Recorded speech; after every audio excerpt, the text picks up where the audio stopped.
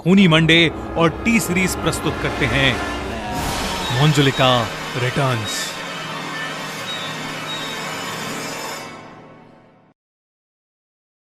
शुभम और चेतना की शादी को अभी 1 ही साल बीता था। वो लोग पहली बार एक साथ रोड ट्रिप पर निकले थे और इसी के चलते वो बहुत एक्साइटेड थे। वो दोनों अपनी डेस्टिनेशन पर सुबह जल्दी पहुंचना चाहते थे, इसलिए उन्होंने रात में ही ड्राइव करने का डिसीजन लिया। लगभग आधा रास्ता कवर करने के बाद अचानक से आसमान में घने बादल छाने लगे और जोरों से बिजली कड़कने लगी। इससे पहले कि वो दोनों कुछ सोच पाते, वही काले बादल भयानक तरीके से बरसना शुरू हो गए। कुछ ही पलों में एक भयंकर तूफान आ गया और शुभम को गाड़ी चलाने में भी बहुत ज्यादा दिक्कत होने लगी। बारिश इतनी तेज थी कि शुभम आगे कुछ देख ही नहीं पा रहा था। उसने गाड़ी रोड के साइड में लगा दी। तूफान अब इतना बढ़ चुका था कि चेतना घबराने लगी। तभी शुभम को रोड की बाईं तरफ एक बड़ी सी हवेली दिखाई दी। वो वहां जाना तो नहीं चाहता था, पर तूफान के रुकने के कोई आसार नहीं लग रहे थे और रोड पर रुके रहना उसे सेफ नहीं लग रहा था। शुभम ने अपनी गाड़ी उस हवेली की तरफ ले ली। वो हवेली बहुत ही बड़ी और खूबसूरत थी। गाड़ी से उतरकर उन्होंने उस हवेली का बड़ा सा दरवाजा खटखटाया, पर किसी ने भी दरवाजा नहीं खोला। कुछ देर तक दरवाजा खटखटाने पर भी कोई नहीं आया, तो उन्हें लगा कि शायद घर पर कोई नहीं है। वो दोनों वहां से जाने लगे कि तभी बाहर का तूफान और भी ज्यादा भयंकर हो गया और बिजली इतनी जोर से कड़कने लगी कि मानो आसमान को चीर रही हो। शुभम ने अब बिना कुछ सोचे समझे हवेली के कोने में लगा शीशा पत्थर से तोड़ दिया और खिड़की खोलकर चेतना को लेकर अंदर कूद गया। हवेली के उस कमरे में बहुत अंधेरा था।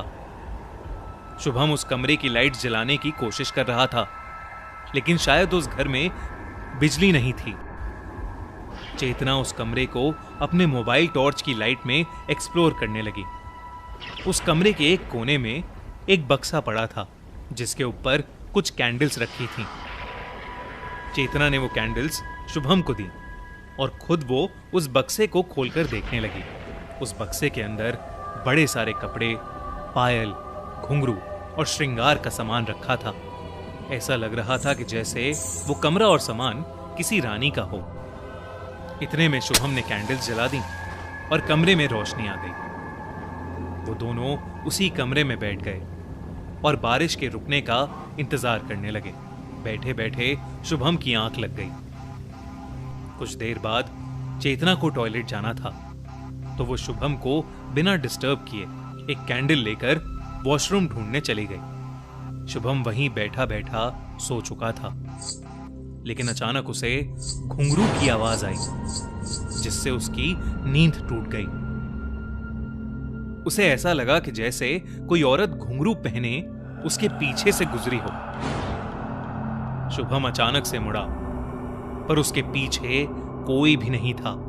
कमरे में चेतना को ना पाकर वो थोड़ा घबरा गया और उस कमरे से बाहर निकलकर हवेली में चेतना को ढूंढने लगा।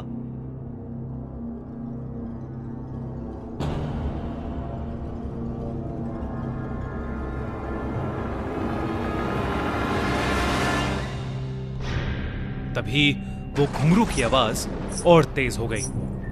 शुभम को ऐसा लगा जैसे कोई औरत उसी की तरफ आगे बढ़ रही है। अचानक से शुभम की तरफ एक तेज हवा का झोंका आया, जिससे उसकी कैंडल बुझ गई और चारों तरफ अंधेरा हो गया। घुंघरू की आवाज भी हवा के झोंके के साथ बंद हो गई, लेकिन अब शुभम को ऐसा लग रहा था जैसे कोई उसके एकदम पास खड़ा है। ही जोरों से बिजली कड़की और उस बिजली की चमक में उसने जो देखा, उसे देखकर उसके रोंगटे खड़े हो गए। उसके ठीक सामने एक भयानक चुड़ैल खड़ी थी।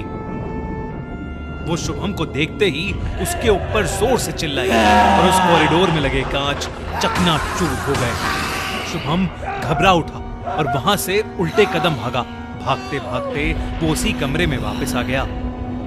लेकिन जब वो कमरे में आया तो उसकी रूह कांप उठी।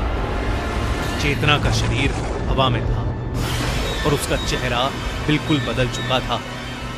उसके माथे पर एक लाल रंग का टीका था और उसके बाल और आंखों का काजल बिखरा हुआ था। शुभम ने सहमी आवाज में चेतना को पुकारा, पर सामने से जो जवाब आया उससे शुभम के होश ही उड़ गए। हमें मंजुलिका। शुभम को ऐसा लगा जैसे चेतना ने उस पर कोई दहाड़ लगाई हो। वो फिर भी हिम्मत करके चेतना के नजदीक जाने लगा कि तभी शुभम की आंखों के सामने चेतना के दोनों पैर उल्टे हो गए। ये देखकर शुभम की चीख निकल गई और तभी मंजुलिका की आत्मा ने उसे जोर से धक्का दिया और वो कमरे के एक कोने में जा गिरा। शुभम का दिल डर के मारे जोर जोर से धड़क रहा था।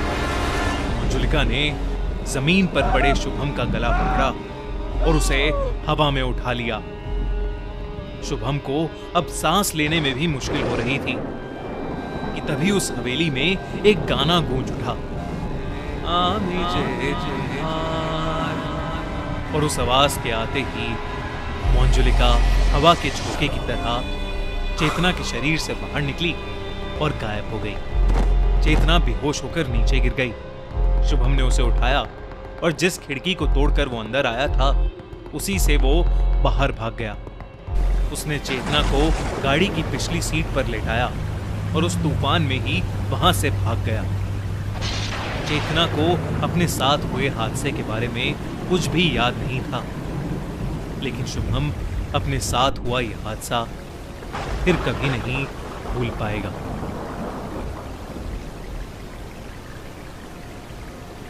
दोस्तों, क्या हुआ मंजुलिका का? कौन गा रहा था वो गाना? आखिरकार मंजुलिका वापस आई क्यों? और कौन कौन से राज छुपे हैं उस हवेली में? जानने के लिए देखिए भूल भुलैया 2 स्टारिंग कार्तिक आर्यन, कियारा आडवाणी और तब्बू। ओनली ऑन 20th में इन थिएटर्स। हमारी अगले हफ्ते की कहानी हॉन्टेड डिसूजा चॉल स्पॉटिफाई पर ऑलरेडी लाइव है, तो डिस्क्रिप्शन में दी गई लिंक पर क्लिक करिए और जल्दी से उसे सुनिए। और हमारी मंजुलिका रिटर्न्स की स्टोरी पसंद आई तो फटाफट वीडियो पर लाइक बटन दबा देना और सब्सक्राइब करना मत भूलना।